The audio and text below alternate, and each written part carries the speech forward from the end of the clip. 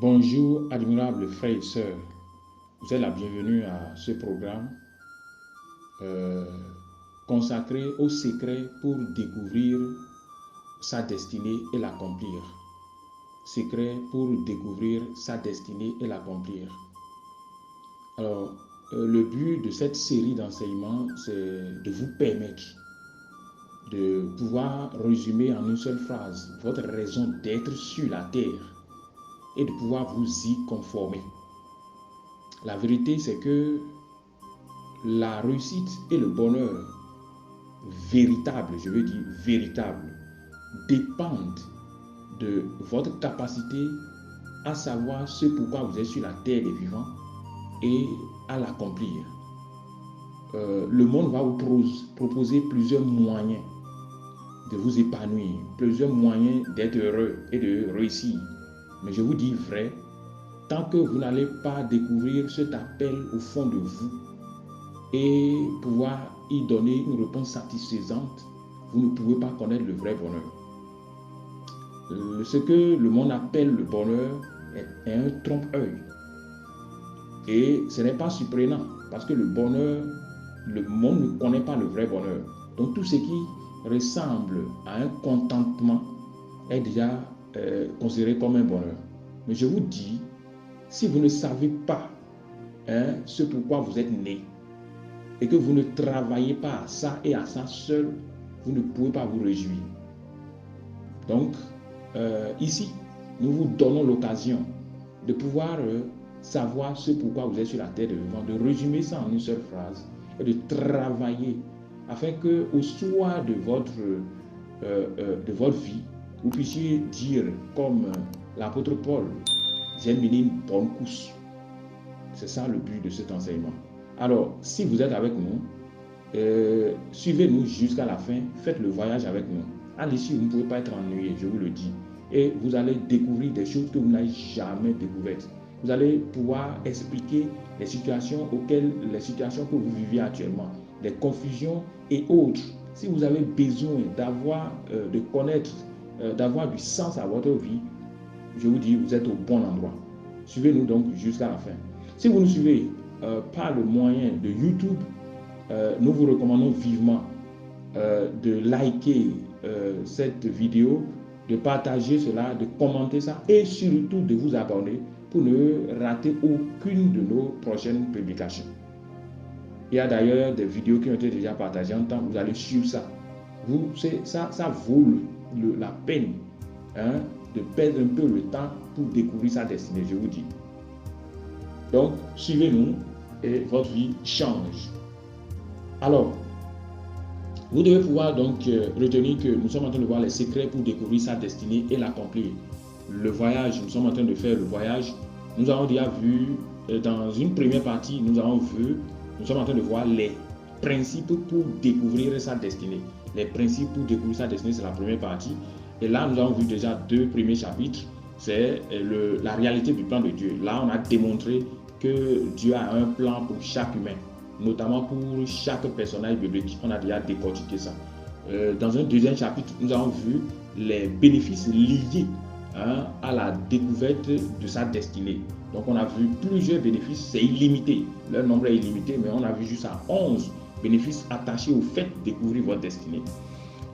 Donc, à partir d'aujourd'hui, nous allons voir, depuis la séance passée, nous avons commencé par voir le 3e chapitre. À partir du 3e chapitre, nous allons explorer les 8 principes pour découvrir sa destinée.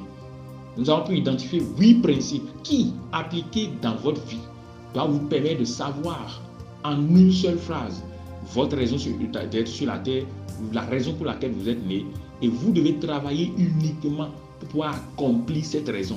Et si vous faites ça, je vous garantis que le bonheur que vous recherchez partout, la satisfaction que vous recherchez partout, vous allez l'avoir.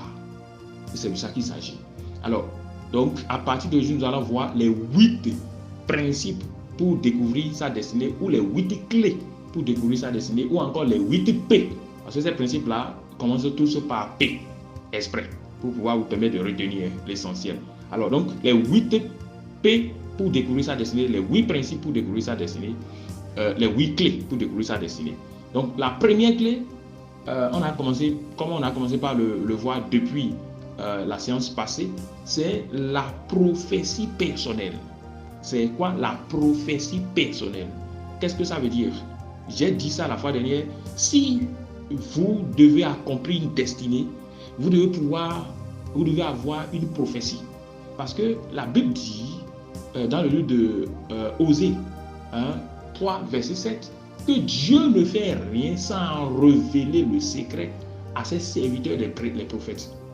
Et je l'ai dit, le premier prophète de votre propre vie, c'est vous. Alors, Dieu ne fera rien sur la terre des vivants, c'est un principe pour lui, sans l'avoir révélé d'avance. Ça veut dire quoi? Si Dieu veut faire quelque chose à travers ta vie, il doit pouvoir te le révéler. Sauf que il y a un autre principe, il y a un passage biblique qui dit dans Job 33, verset 8, que Dieu parle tantôt d'une façon, tantôt d'une autre, mais les hommes ne prêtent pas attention.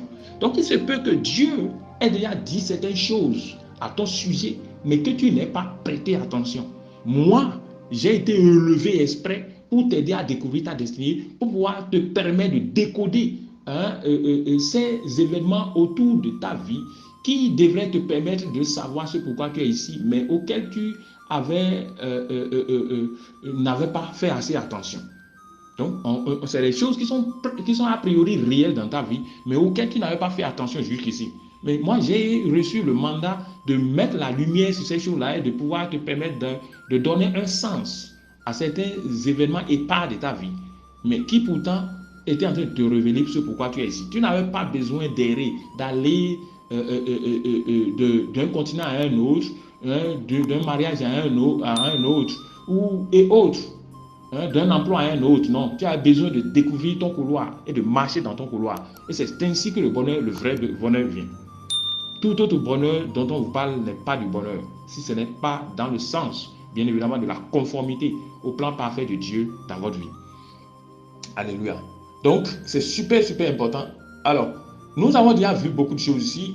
Dans la phase passée, nous avons vu que Abraham avait une grosse destinée, mais que Dieu lui a révélé ça. Il avait reçu une prophétie personnelle. Jacob avait une grosse destinée. Dieu lui a révélé ça. Vous avez vu ça? Joseph avait une grosse destinée. Dieu lui a révélé ça personnellement. Il devait devenir le premier ministre d'Égypte. Mais il avait reçu la révélation à l'âge de 17 ans. Samson avait une grosse destinée. Mais Dieu a révélé ça à ses parents. Samuel avait une grosse destinée. Dieu a révélé ça au prophète qui lui a révélé ça à lui aussi. Jérémie avait une grosse destinée. Dieu lui a révélé ça. Alors, là, si vous avez une destinée et vous en avez, Dieu va le révéler. Dieu ne peut pas accomplir quelque chose dans votre vie sans l'avoir révélé. C'est un principe. Dieu ne fait rien sans révéler le secret à ses serviteurs, les prophètes. Alors, donc, et je l'ai dit, toi tu es le premier prophète de ta vie. Donc, s'il y a quelqu'un qui doit recevoir l'information, c'est toi. Mais a priori, Dieu a plusieurs moyens de te révéler, de te donner une révélation. Il te le fera directement. C'est possible. Ou alors, il passera par un parent. Ça peut être ta mère, comme dans le cas de Samson. Ça peut être ton père, comme dans le cas de Zacharie. On verra ça aujourd'hui. Dans le cas de Jean-Baptiste, Zacharie, son père. Ou alors, c'est plutôt un prophète, comme dans le cas de David, qui va t'annoncer ce pourquoi tu es ici.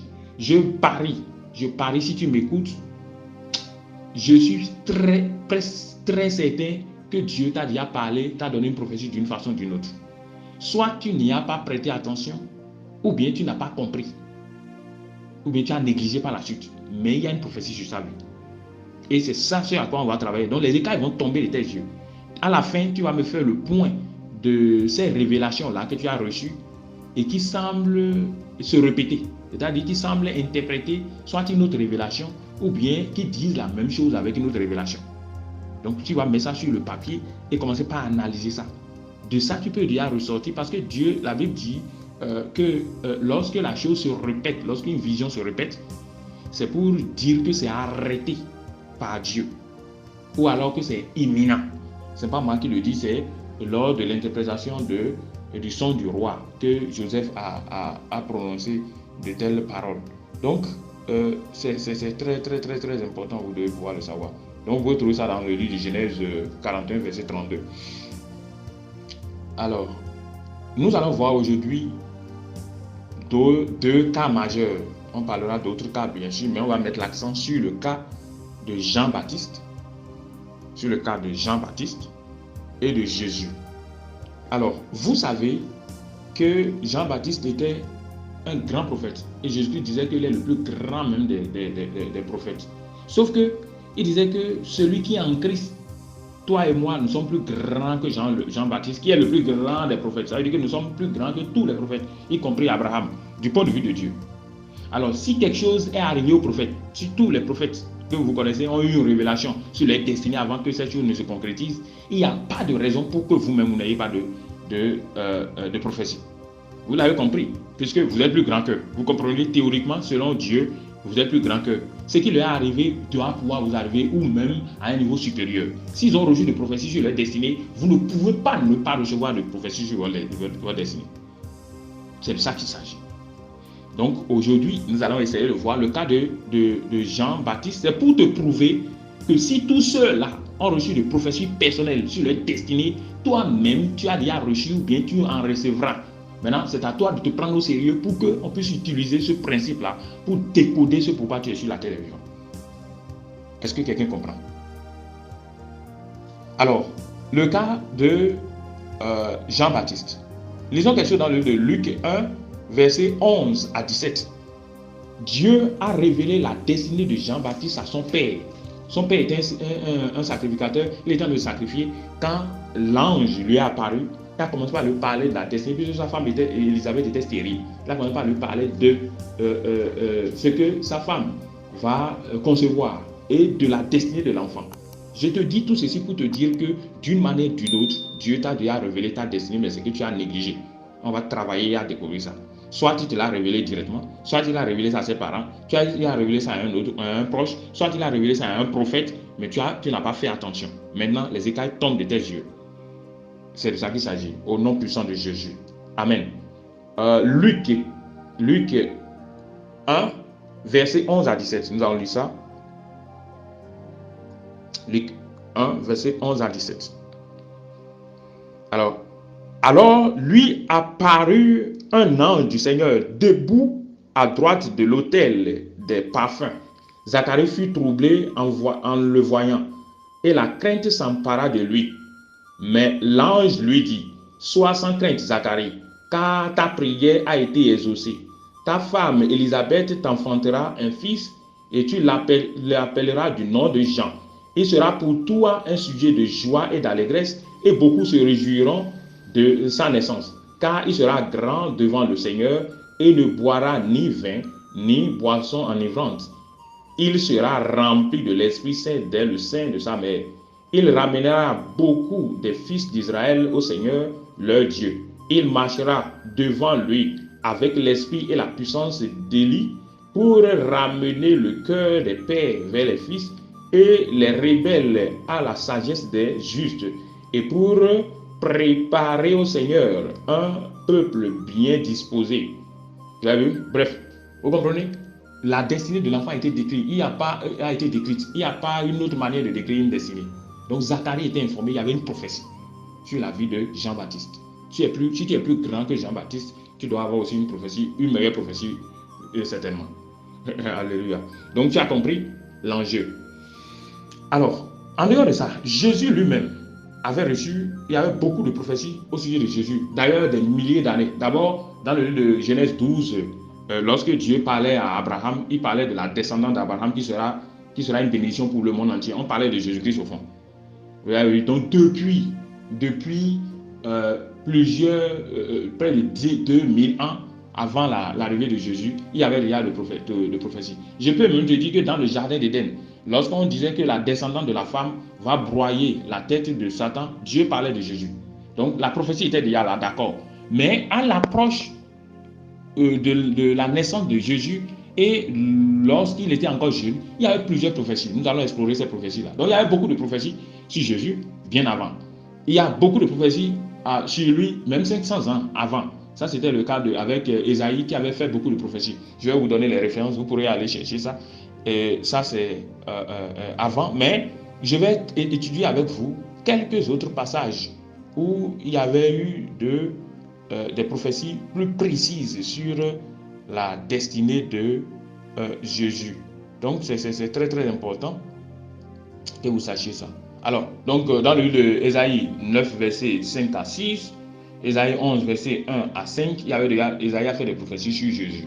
Et c'est tellement exact. Vous aurez le temps d'aller vérifier ça. Mais ce que je vais lire avec vous, c'est les prophéties qui sont présentes un peu avant sa naissance, ou lors de sa naissance, ou au lendemain de sa naissance. Alors, Luc 1, verset 30 à 33, nous dit quoi? Nous allons lire ça rapidement. Luc 1, verset 30 à 33. Nous allons lire ça. Donc, vous savez que l'ange de l'Éternel est apparu à Marie et lui a révélé certaines choses sur la destinée de Jésus, de l'enfant à concevoir. Et voici ce que l'ange lui a dit.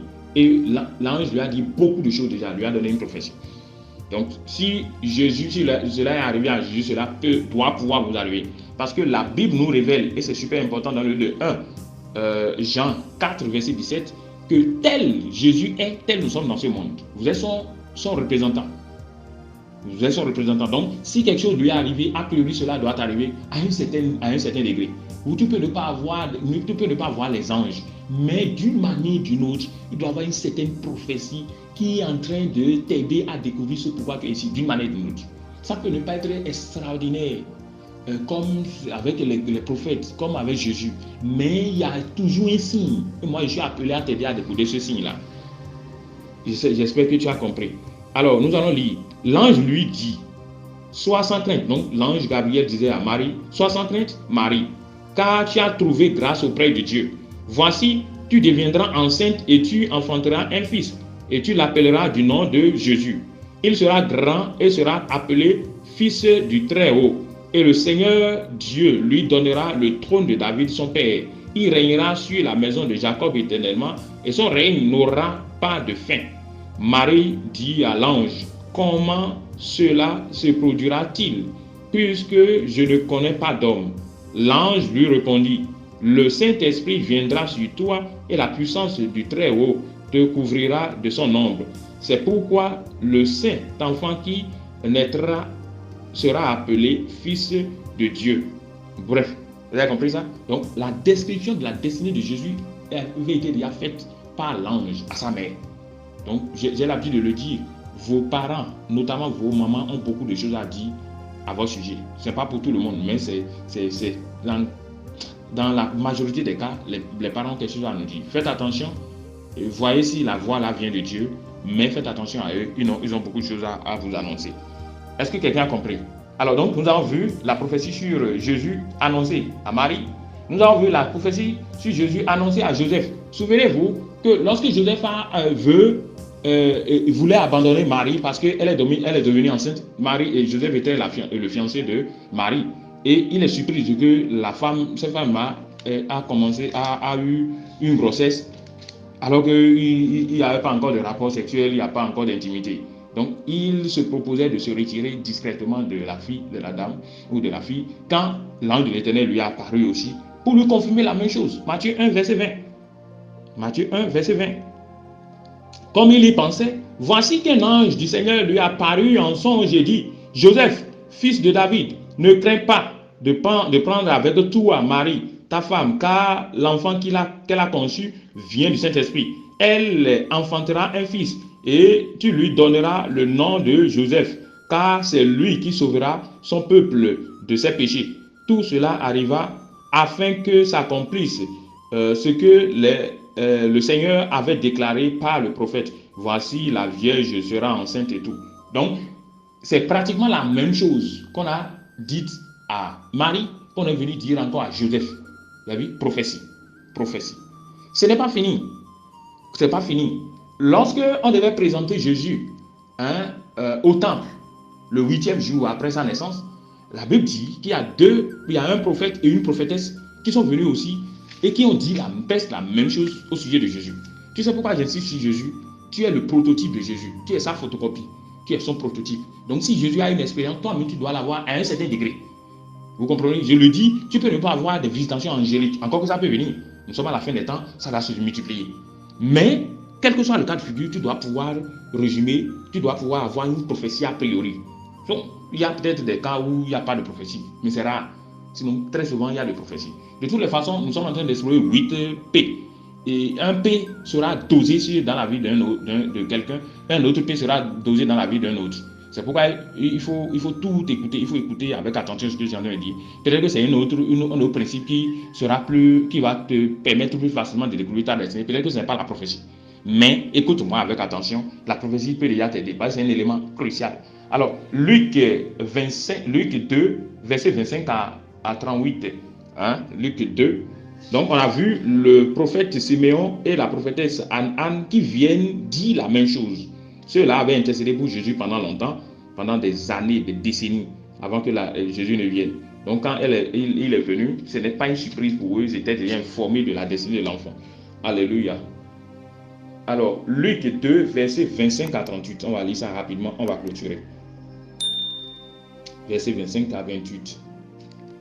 Alors, et voici qu'il y avait à Jérusalem un homme du nom de Siméon. Cet homme était juste et pieux. Il attendait la consolation d'Israël et l'Esprit Saint était sur lui. Il avait été divinement averti par le Saint-Esprit qu'il ne verrait pas la mort avant d'avoir vu le Christ du Seigneur. Il vint au temple poussé par l'Esprit et comme les parents apportaient le petit enfant Jésus pour accomplir à son égard ce qui était en usage d'après la loi, il le reçut dans ses bras, bénit Dieu et dit: maintenant, maître, tu laisses ton serviteur s'en aller en paix selon ta parole, car mes yeux ont vu ton salut, que tu as préparé devant tous les peuples, lumière pour éclairer les nations et gloire de ton peuple Israël. Son père et sa mère étaient dans l'admiration de ce qu'ils disaient de lui. Bon, vous savez qu'eux-mêmes avaient déjà leur information, chacun en ce qui le concerne en privé. Le problème de notre monde, c'est qu'on veut se fier aux choses physiques. On n'a plus de révélation du Saint-Esprit. Chrétiens, on n'a pas de racines parce qu'on n'a pas de révélation personnelle. Donc, c'est important. Et c'est pas fini. On a dit que la prophétesse aussi a pris, bien évidemment, la parole et a commencé par dire un certain nombre de choses aussi. Donc, verset 36, il y avait aussi une prophétesse, Anne, fils de Phanuel, de la tribu d'Aser. Elle était d'un âge fort avancé. Elle avait vécu 7 ans avec son mari depuis sa virginité. Elle resta veuve et âgée de 84 ans. Elle ne quittait pas le temple et servait nuit et jour par les jeûnes et les prières. Elle suivait, elle aussi, à cette même heure, elle louait Dieu et parlait de Jésus à tous ceux qui attendaient la rédemption de Jérusalem. Bref, vous avez vu? Donc, près de 4 personnes ont reçu la révélation. Ne parlons plus du cas des bergers à qui les anges sont apparus. Il y a beaucoup. Ne parlons plus des prophètes d'antan. Esaïe et autres, tout le monde parlait. Donc, c'est pour vous dire, en résumé, que si vous avez une destinée, ce n'est pas difficile à savoir.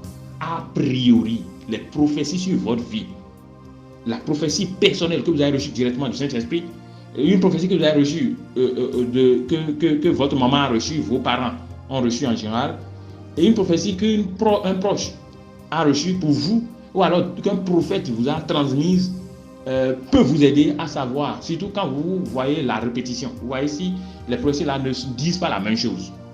Parce que l'objet est le même. La manière dont cela est annoncé est un peu différente. Donc faites attention un peu à ça et faites attention à l'objet. C'est de ça qu'il s'agit. Si vous faites ça, vous allez grandir. Vous avez vu? Donc vous avez vu Jésus, comment Jésus a eu les révélations, comment Jean-Baptiste a reçu les révélations. Nous allons parler déjà des autres prophètes. La fois passée, on ne va pas revenir là-dessus. Alors si tous ceux-là ont reçu des prophéties, vous-même, vous êtes appelés à recevoir des prophéties parce que la Bible révèle que vous êtes de Jésus-Christ et que tel Jésus est, tel vous êtes dans ce monde-ci. La Bible déclare que vous êtes plus grand que tous les prophètes. Donc, ça veut dire que leur expérience, vous devez pouvoir partager ça. L'expérience de Dieu, vous devez pouvoir partager ça à un degré, à votre degré, à vous en tout cas.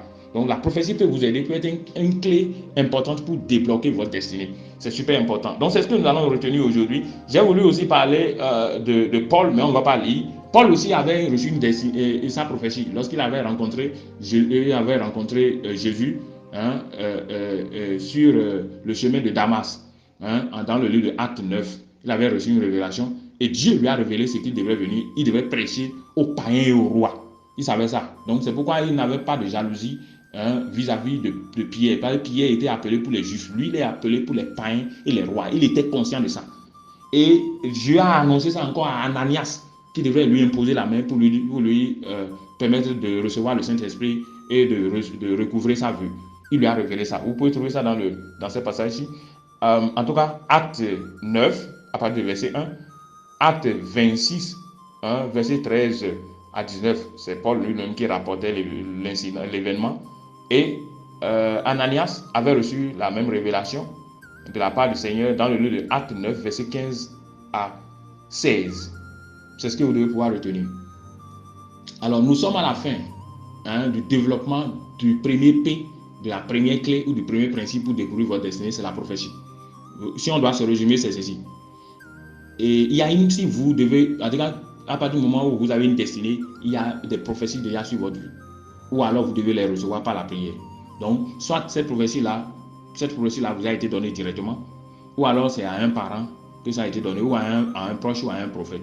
Donc, prenez votre stylo là où vous êtes et commencez par me faire le répertoire de toutes les révélations que vous avez reçues sur l'avenir et qui semblent pour vous dire l'objet ou la mission pour laquelle vous êtes sur la terre des vivants.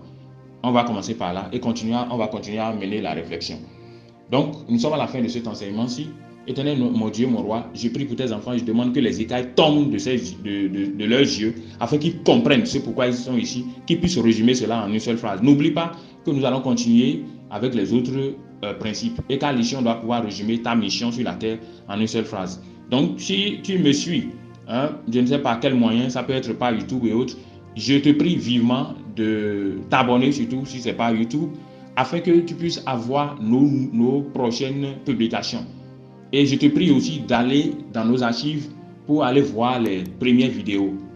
D'ailleurs, de toutes les façons, je vais laisser en description les liens des vidéos précédentes afin que tu puisses te nourrir. Ne cherche pas de fast-food, c'est-à-dire nourriture rapide, non, non, non. Suis-moi avec attention. À l'issue, tu vas bénir le Seigneur de t'avoir permis de me rencontrer.